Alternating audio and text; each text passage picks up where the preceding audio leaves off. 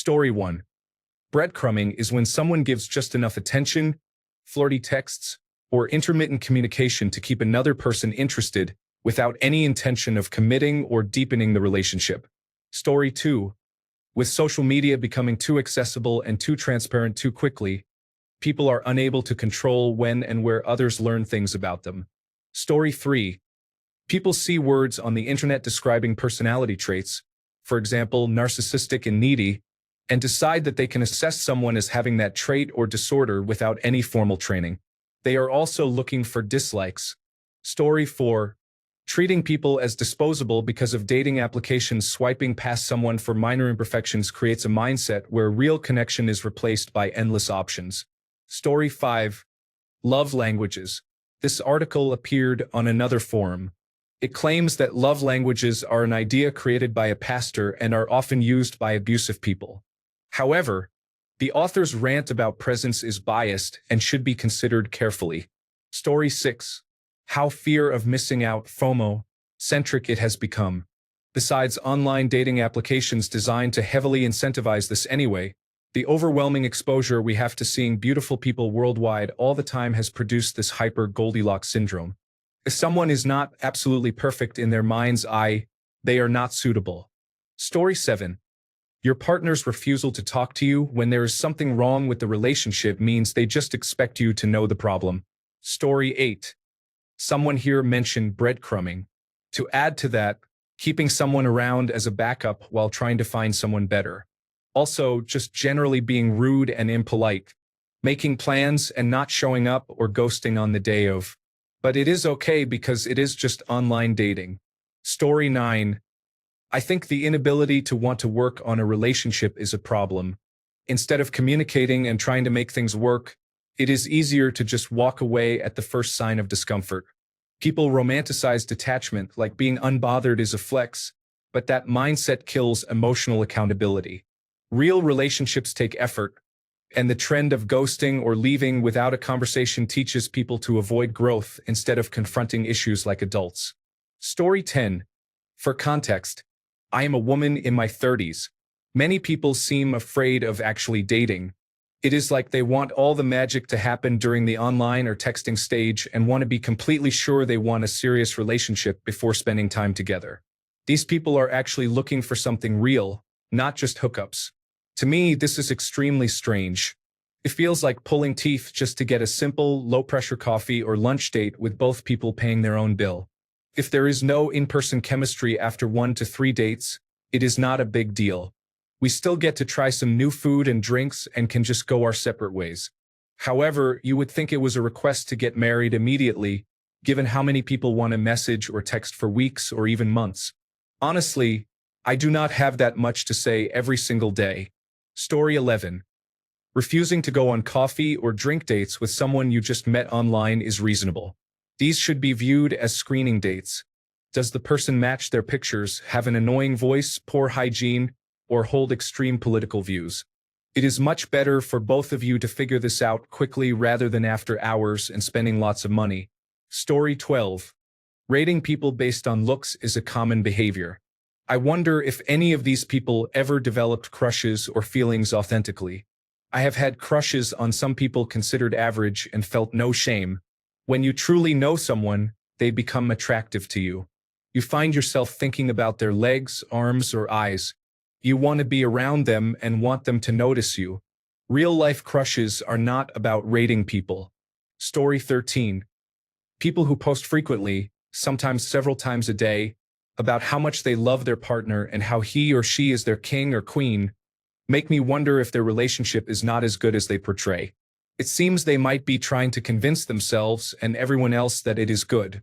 Story 14. People referring to individuals they have had sexual relations with as bodies.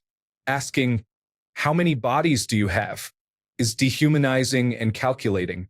Story 15. Treating people like they are disposable because they quite literally are now. Online dating and the ease of traveling have made replacing people easier than ever. For those who are inclined to do so, they cycle through people until they have gotten what they can and then just disappear. Breaking up over text used to be the lowest low for breakups, but now people just disappear. Not even a text. Story 16. Being expected to meet all of your partner's needs is not realistic. Your partner will not always have the capacity to be your everything all the time. You need to have a strong support network in your community, including friends, family, or others. Story 17. Ghosting. It is obviously acceptable if someone is harassing you. However, if you go on a couple of dates and decide it is not the right fit, tell the person. It is just common courtesy. Story 18. Not having an actual conversation. Too much texting and cryptic messages. Sit down without your phone and talk it out. Story 19. When everything does not align 100% with your own view of life, it is considered a red flag. Red flags are signals that indicate a potentially abusive, manipulative, and dangerous relationship. Using that term for everything makes it seem like people want to harm themselves, essentially. Story 20. Expecting men to end all friendships with women not related to them, even those in committed relationships. Expecting men to pay for everything without contributing in any other way to the relationship. Believing their presence alone justifies the relationship.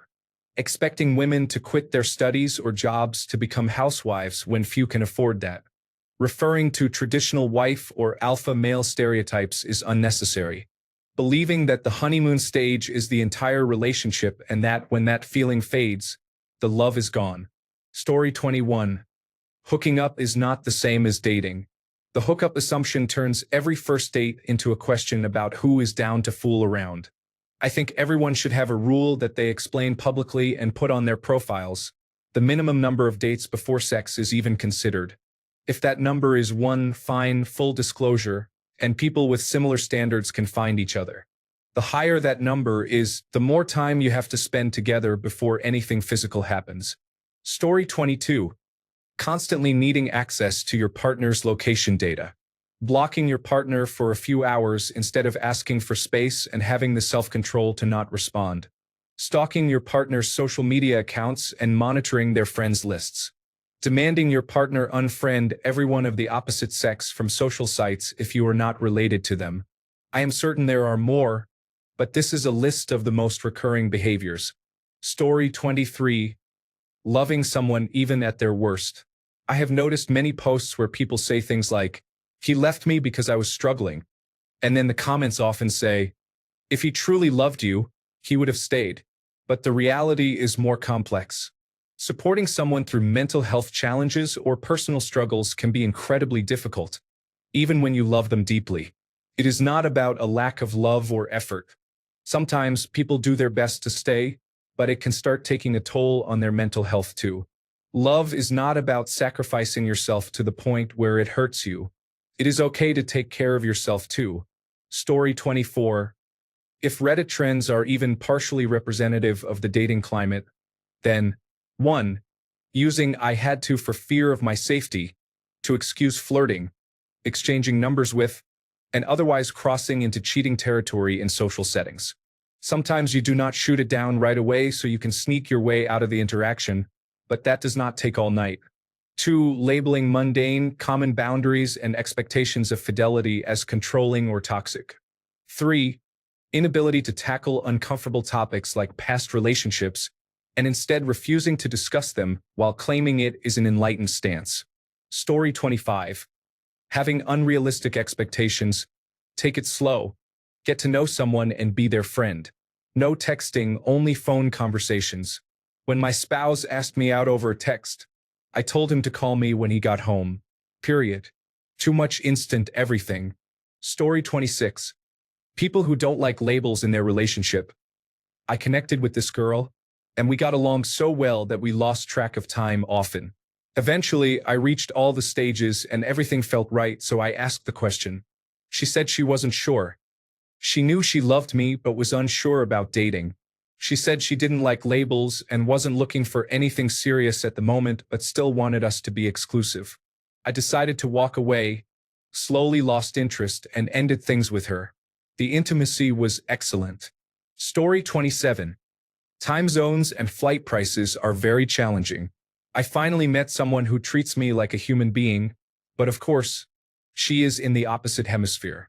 The Discord connection is poor with non-stop lag. When that relationship ended due to all the obstacles, even though we remained friends, another relationship started with the same problem. I wish we had teleporters free of charge instead. That would be much better than flying cars. Story 28. Splitting 50-50. I have seen many stories about how the girl or woman was having a harder time than the boy or man. I just do not understand this. If I am dating someone for a long while, then I would say that at some point my money is hers. Story 29. Online dating in general is like a supermarket where you pick and choose the things you like, then feel disappointed at home. The only time I have seen online dating work is with people who have very few options.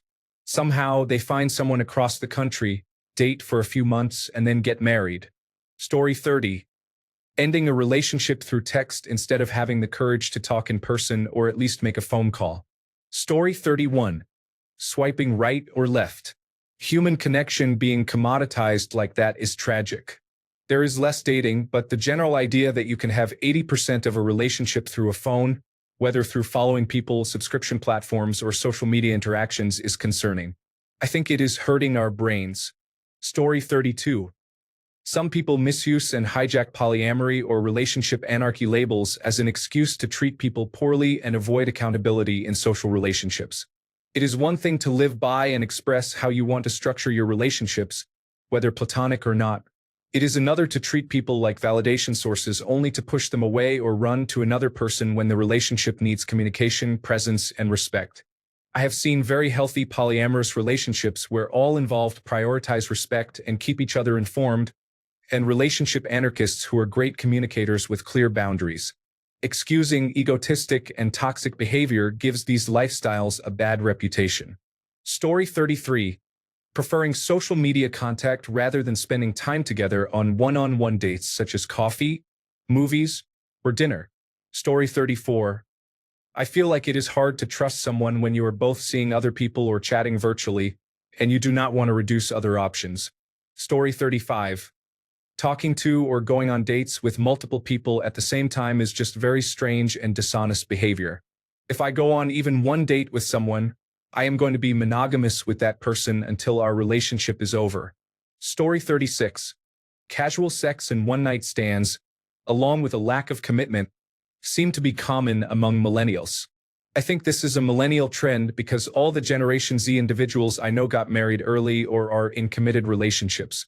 Millennials appear miserable and jaded when it comes to relationships, and I understand why if dating for your generation mainly involves casual sex, hookups, and ghosting people on social media platforms. Story 37. The unspoken expectation of monogamy, orchestrating stressful scenarios to test a partner's response, pranks, asking loaded questions in which unexpected funny answers are the only correct ones, chivalry or gender-based expectations in general, overposting about relationships online, seeing a cute thing online and suddenly demanding it as the norm from their partner, sharing money as an expectation, earning forgiveness through material gifts or services performed, the unspoken expectation that someone's faults should be judged more strictly or gently based on gender, deliberately expecting abuse or arguments from their partner in response to distancing behavior to prove that their partner cares so much they would ignore boundaries, basing social and dating protocol on how to pick up women videos, referencing or using Dennis Reynolds from It's Always Sunny in Philadelphia. I could go on forever. Story 38.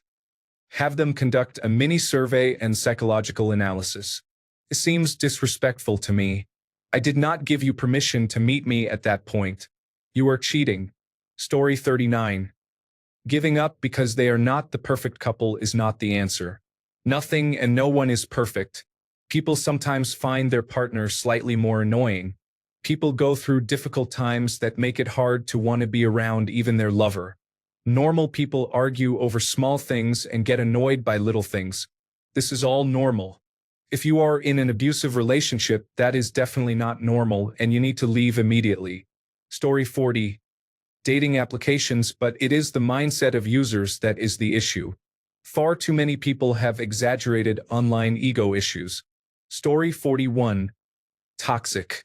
It may be the case that people have started overusing the term toxic for anything that they find unpleasant.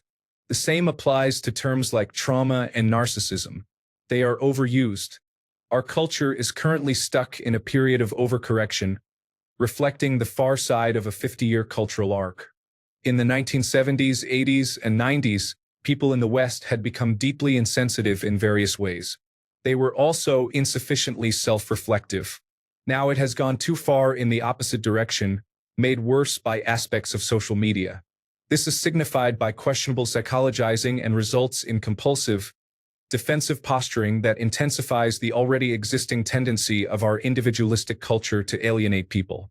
In fact, something can be unpleasant without being toxic. People can be unpleasant without being clinically identifiable narcissists. People can be socially awkward and idiosyncratic without being autistic, strictly speaking. Experiences can be difficult without being traumatic. Trauma is more about how people respond to an experience than the experience itself. The truth is, different people want different things.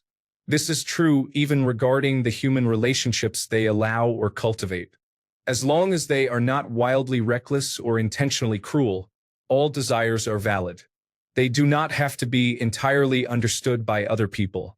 No one owes anyone else satisfaction or a guarantee of total comfort. Sometimes people just do not click or even get along. The answer is simple: move along. Find the right people for you. Within the confines of humane social interaction and the gradual pacing of getting to know new people, everyone should be honest about what and who they are about.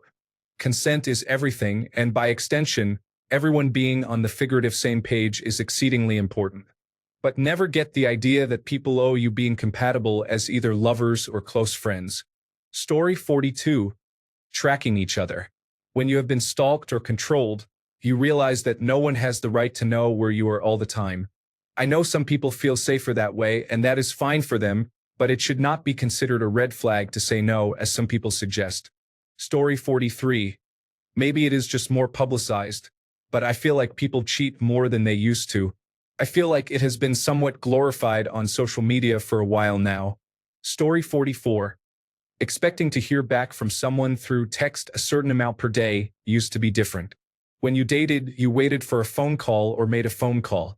Today, people expect to be in constant contact from the beginning and become insecure or angry if they do not hear back instantly. Sometimes, people have to work for a living or do not like being attached to their phones. Story 45. Open criticism and often outright hate of the male gender is frequently displayed on Reddit and equally present in the modern dating world. Story 46. The gamification of dating is corrosive. The same harmful engagement models that drive social media and streaming also influence modern dating. The illusion of an endless stream of potential partners creates the same kind of option paralysis as choosing a new documentary to watch. It is unpleasant. Furthermore, dating applications have convinced people that their platforms are the only way to meet anyone, which is simply untrue. I know plenty of people who met their partners naturally, and very few who met through applications. Story 47. Really? The same question just 12 hours later? I really hate this subreddit sometimes. Story 48. If you have not always acted on everything you have wanted to do, then why would you expect someone else to? This is a super toxic mindset. Story 49. Location sharing. Everyone thinks it is good to know where their partner is. They often say, just in case they break down, get drunk or get stuck, and so on. However, it only feeds anxiety, anxious attachment, and dependency. There are many deep psychological problems associated with this. In my opinion, it leads to controlling and manipulative relationships. I firmly believe it is toxic. Story 50. Expecting a spark or to feel chemistry in the first meeting. I do not know you. I am obviously not going to be vulnerable, sexual, open, and available to you to establish a deep connection the first time I meet you. Crazy. Story 51. Not sure if this is toxic, but I hate learning things about someone over text. When you tell me something funny about yourself, I want to form a memory of that, which includes laughing with you and seeing you smile. I do not want the memory to be of me laughing on my back looking up at a phone. Story 52. Playing games over social media to see how the other person reacts. If he or she is responsive and calls or texts a lot, it may indicate clinginess. If he or she is not responsive and does not call back, it may indicate playing hard to get. Story 53. I think too many people expect an instant spark. Something that lasts is going to take time as you get to know one another. If they do something you do not like, you are supposed to communicate it instead of immediately dropping out. You can do that, but that is why some people never get that far with dating. It is possible to work on things. Checking out immediately is self-sabotaging. Story 54. The idea that it is almost expected to have sex or at least oral sex on the first date is ruining many otherwise positive first meetings. When I returned to dating recently, after being out of it for 10 or 12 years, I was taken aback by the number of women who invited me home for a nightcap on the first date. Many others performed oral sex in my car after dinner. I mean, right in the restaurant parking lot. I am not saying this is not fun, but it distracts from getting to know the person a little. What happened to the 3-date rule? Okay, the 3-date suggestion. It is counterproductive to start a relationship with sex as opposed to compatibility. Now, don't get me wrong, ladies. I have had more than one relationship that started with sex on the first date because the chemistry was just too strong to resist. But I am sure that I had other dates that ended after that first date sex, which could have grown with a couple of subsequent dates before jumping into bed or the back seat for that matter. Story 55. I have been reading about women testing their partners lately. What is that about? Testing your partner is not appropriate. Story 56. Apparently, online dating is considered awkward, but at the same time, nearly every method of approaching a woman in public has been deemed intrusive. So, I guess I'll just be on my own. People say just go up and talk to women at the bar. That sounds like a good idea, but then the women feel uncomfortable because a random man is approaching them without a clear reason other than a vague desire to date them, depending on if they still seem approachable once I actually talk to them. I don't understand why anyone thinks this kind of dating still works. It doesn't. Not for me, not for anyone I know. Not a single happy long-term relationship I know currently started as two people randomly meeting in a public place. Story 57. Casual sex. Everything about our dating culture today is so lustful, and it is damaging everyone without realizing it. Story 58. Moving too fast, you meet wherever you meet, and you are in love and living together within 6 months. There is no time to hang out and get to know each other. Story 59. Girls looking at models on social media going on all sorts of expensive trips and expecting the same. I mean, sure, there will be a guy who is willing to do it. He is just not going to see you as a long-term partner because, for him, expensive gifts and travels equate to a service in return. Story 60. Finding your partner online based solely on filtered photos and misleading scripts is all fake and just for likes. Thanks a bunch for sticking around till the end of the video. Remember to subscribe, and until next time, stay awesome and goodbye.